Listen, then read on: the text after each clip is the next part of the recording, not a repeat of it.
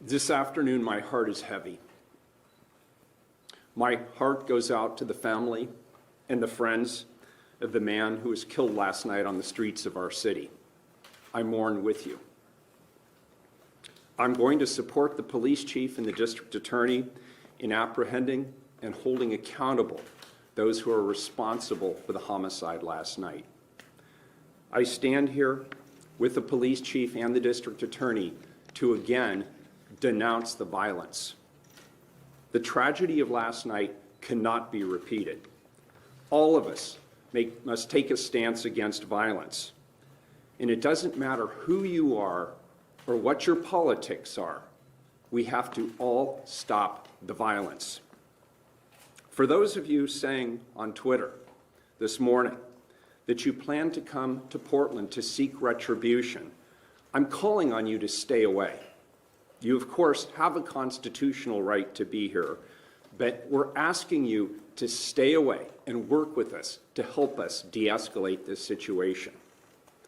And Portlanders, I'm asking all of us to do our part too. One death is one death too many. Join me in denouncing all violence. Let's pull together in the name of peace and humanity. We don't always have to agree, but we've long done so without violence. That's part of what makes this nation strong. Let's end this long, hard summer and come together and work to support and lift each other, not tear each other apart. I'm going to continue to work with the community on the historic changes that we've already made and have committed to making as we reimagine what public safety and racial justice can look like in our community, and we'll continue to do that work in the weeks and the months ahead. There's so much work to do, and I'll be intentionally engaging the public as we proceed to engage in that hard work together. Yesterday's events began with hundreds of cars filled with supporters of the president, rallying in Clackamas County and then driving through downtown Portland. They were supported and energized by the president himself. President Trump, for 4 years, we've had to live with you and your racist attacks on black people. We learned early about your sexist attitudes towards women. We've had to endure clips of you mocking a disabled man. We've had to listen to your anti-democratic attacks on journalists. We've read your tweets slamming private citizens to the point of receiving death threats. And we've listened to your attacks on immigrants. We've listened to you label Mexicans rapists. We've heard you say that John McCain wasn't a hero because he was a prisoner of war. And now you're attacking Democratic mayors and the very institutions of democracy that have served this nation well since its founding. Do you seriously wonder, Mr. President, why this is the first time in decades that America has seen this level of violence? It's you who have created the hate and the division. It's you who have not found a way to say the names of black people killed by police officers, even as people in law enforcement have. And it's you who claimed that white supremacists are good people. Your campaign of fear is as anti-democratic as anything you've done to create hate and vitriol in our beautiful country. You've tried to divide us more than any other figure in modern history. And now you want me to stop the violence that you helped create. What America needs is for you to be stopped so that we can come back together as one America while recognizing that we must demand that all people, black, brown, white, every color, from every political persuasion, pull together and hold all people accountable in stopping racism and violence, and we together are peaceful again under new leadership that reflects who we really are, we the people of this great nation. President Trump, you bring no peace. You bring no respect to our democracy. You, Mr. President, need to do your job as the leader of this nation. And I, Mr. President, will do my job as the mayor of this city. And we will both be held accountable, as we should. I'm also calling out every other elected official in Oregon to join me, not only in defeating racism, but also in helping me to stop the violence, as we are and will continue to be held accountable by all of our residents. Today, we need to decide who we are and where we want to go from here.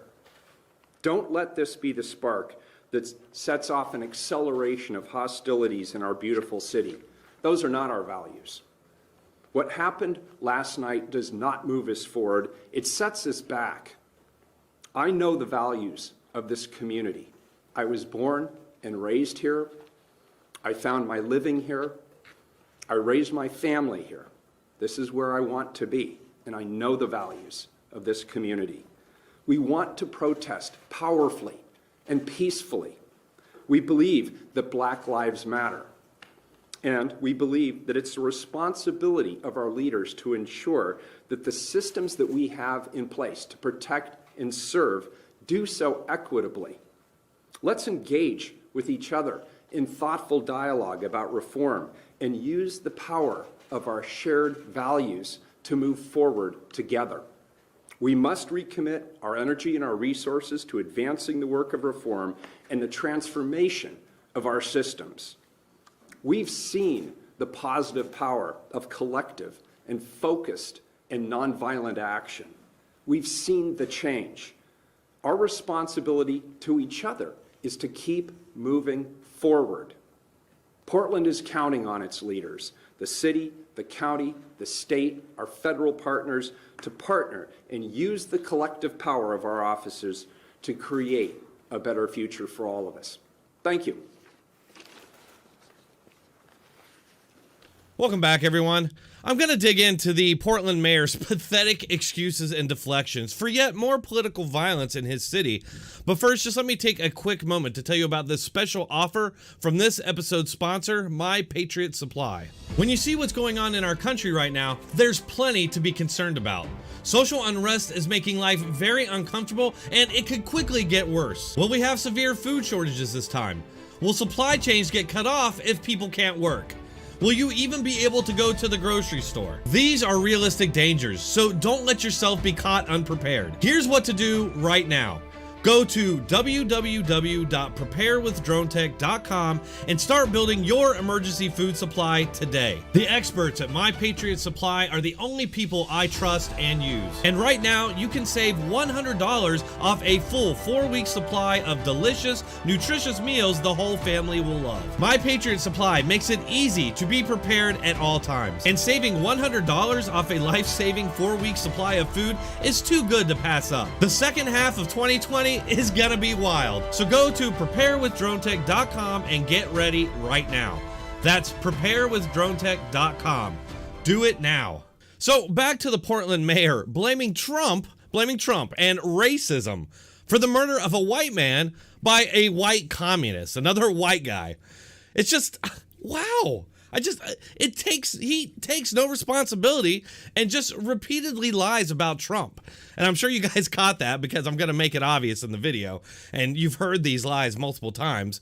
And I have no doubt that everything he said there, that all of it was untrue, that none of it will be fact-checked in the media. Of course, Trump never called Mexicans rapists. Look up the quote. He didn't say that. And I'm not aware of any, quote, racist attacks on black people. He keeps talking about how they had to endure it. What's he talking about? I have no idea. And then he says anti-democratic attacks on journalists. Anti-democratic attacks. Oh, journalists are just far above criticism, especially journalists in the U.S., right? These people that are just like such obvious partisan political hacks, they're above criticism. But, you know, attacking Fox News, that's just fine. Ted Wheeler's never attacked Fox News, right? And Barack Obama never did that. Democrats don't do that. The media doesn't do it. It's okay to attack them. That's different.